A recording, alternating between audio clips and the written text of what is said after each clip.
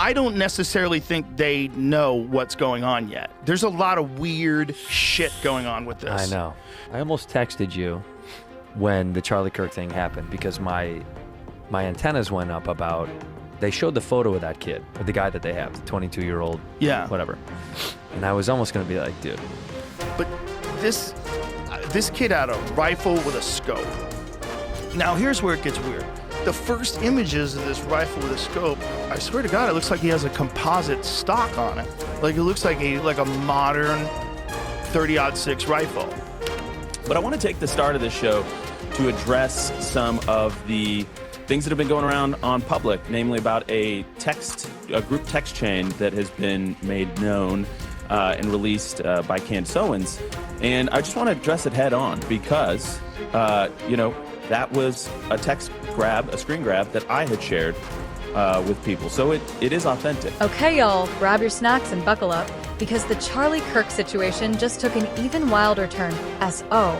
Apparently, Joe Rogan has now jumped right into the middle of this whole investigation, and the tea he's allegedly spilling is crazy.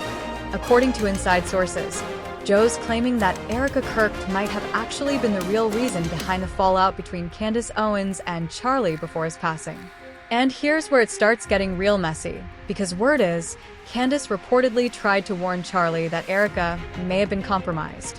But instead of listening, Charlie started pulling away from her. And not long after that, he was gone. Executed right in front of everyone. But wait, that's not even the wildest part. Sources are now alleging that Joe Rogan actually believes Erica might have had a hand in Charlie's death. Now, for anyone who hasn't been keeping up, Candace Owens has practically made it her mission to uncover the truth about who really shot Charlie Kirk. And let me tell you, the things she's been finding out have everyone side-eyeing the feds. People online are seriously starting to wonder what's going on behind the scenes, and why it feels like the FBI is working overtime to pin this whole thing on Tyler Robinson, while ignoring whoever the real shooter might be. You probably remember when the FBI said Tyler was turned in by his own father after being declared wanted, and how reports claimed he's been suicidal while in custody. But here's where things take another turn. Just hours after FBI Director Kash Patel announced that the Bureau was expanding the investigation, even saying they were looking into so-called conspiracy theories, Candace came out swinging. She dropped a post that straight up called out and debunked parts of the FBI's official story, including those claims about Tyler's father turning him in and him being suicidal. And y'all, that post had the internet buzzing. Candace wrote, "Tyler Robinson is not suicidal. The entire narrative pushed by the media about him being suicidal is completely fictional, as are many other details we've been told. His father did not turn him in after a confession. That is also false. Tyler maintains his innocence and has never even been to the UVU campus. There are zero photos or videos that prove otherwise. Only a single blurry image, which his family insists is not him. Tyler has never once expressed a suicidal thought. The federal government is lying about absolutely everything except the fact that it was his gun." And that wasn't all.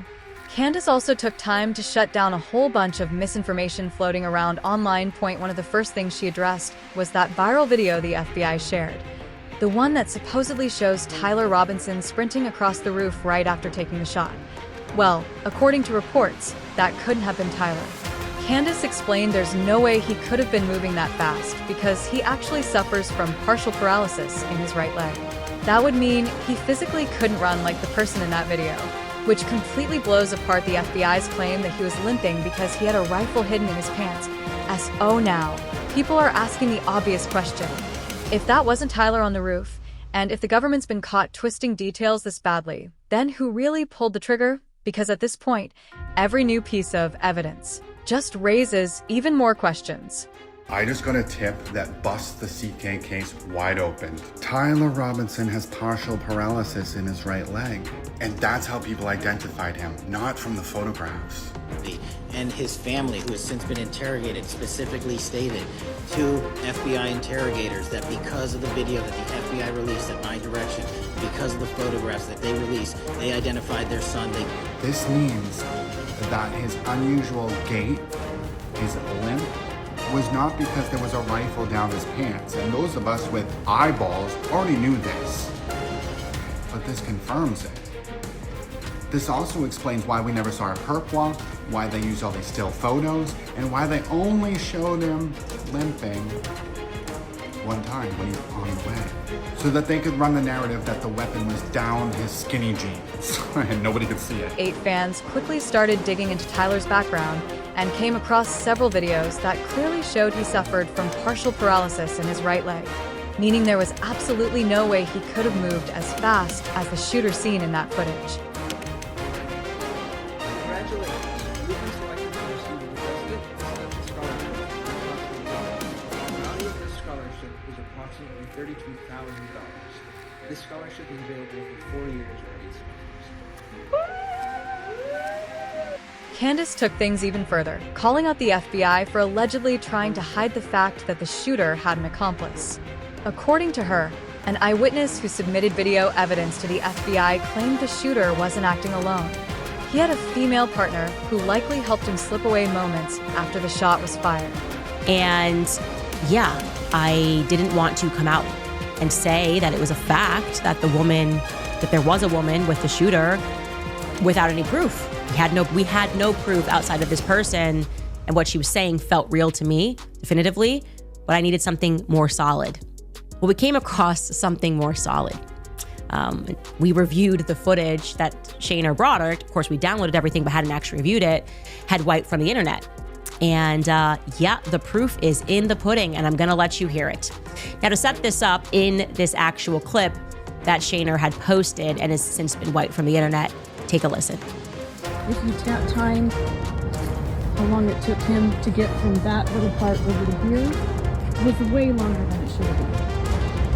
So I wondered if the girl had given him stuff, like if there is an accomplice. Sorry, you're filming. And it said right here, that picture from Sam's across the street, he was right here. Yep. So you see, she's talking about the shooter, and she says, I was wondering if the girl had given him stuff, and then somebody off camera says, you know, you're filming, and she says, I'm sorry that you're filming, but it's very clear. There's no question at all. In fact, leading into that, which we should have maybe cut that a little bit earlier, they're speaking about how she thought the FBI had it wrong. The timing didn't make sense to her. Now here's where things start looking real shady. If that's true, then why hasn't the FBI mentioned a second suspect? Where's the manhunt? Why are they acting like this woman never existed? None of it makes sense. And Candace calling it out has the internet demanding answers. But then she dropped an even bigger bombshell. Candace leaked a private chat showing Charlie Kirk himself saying he was done with the whole pro-Israel agenda, supposedly to prove he really did reject those massive donations. At first, everyone thought the screenshots were fake or doctored, but then staff from Turning Point America stepped in and confirmed the messages were 100% real. And y'all, that revelation completely broke the internet. But I want to take the start of this show to address some of the things that have been going around on public, namely about a group text chain that has been made known and released by Candace Owens. And I just want to address it head on because, that was a screen grab that I had shared with people. So it is authentic. And I want to go into it because I actually am really excited that the truth is out there. I first want to say the reason I didn't share that screen grab publicly is because it was a private exchange, and I felt like it didn't necessarily comport with things that were already public. I wanted to not betray my friend's trust in that way. But I did share it with some people in government because it happened really quick. It was, it took 33 hours for authorities to get their suspect. And in those first moments, we wanted no stone unturned. We wanted to leave nothing unturned. So I shared it with a few people. Don't know where it went from there, apparently. But just when everyone thought Candace was the only one digging into the whole Charlie Kirk situation, surprise, surprise, Joe Rogan has apparently been doing his own deep dive, too. And y'all, according to inside sources, Joe is not holding back. He's allegedly saying the entire Charlie Kirk shooting looked planned from the start. And get this, Erica Kirk was supposedly in on it. Now here's where things really start to unravel. The source claims Joe believes Erica was the main reason behind Charlie and Candace's falling out. Apparently, she wanted more control, not just over Charlie's personal life, but over the major Turning Point America decisions, especially when it came to donors and funding. And before things went south, Candace reportedly tried to warn Charlie that Erica might be pulling strings behind his back. But instead of listening, Charlie started distancing himself after Erica allegedly flipped the whole narrative and painted Candace as the problem. Then, not long after, he was gone. Joe's also calling out the fact that Erica didn't seem the least bit determined to find out who the shooter was. Like, she was way too quick to say she forgave him, almost as if she wanted to move on before anyone started asking the wrong questions. Meanwhile, Candace is knee-deep in this mess, digging, asking questions, and trying to uncover what the FBI might really be hiding. Honestly, Joe Rogan exposing just how fractured the relationship between Candace Owens and Erica Kirk really was has people seeing Turning Point USA in a whole new light. Folks online are side-eyeing the power dynamics, the decision-making, and Erica's lightning-fast rise to CEO like, hold on a second, how did this happen so quickly? Especially since Erica barely seemed shaken after Charlie's death. Her jumping straight into interviews, pushing the same pro-Israel narrative Charlie was reportedly backing away from. Yeah, that's got the internet talking. Joe Rogan's claims that Candace tried to warn Charlie about Erica sent fans into a frenzy online. Comments started flooding and like, Joe's right. Nothing about this adds up. Others said, Kirk's death feels off. Miss Kirk took control faster than anyone expected, like she was waiting for it. And then, of course, the conspiracy theories poured in. Tyler's the fall guy. Erica's connected. The government's covering it up. So what do y'all think?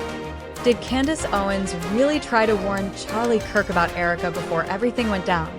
Or did Joe Rogan just stir the pot with half the story? Drop your thoughts in the comments, and make sure to check out the next video because this story is far from over.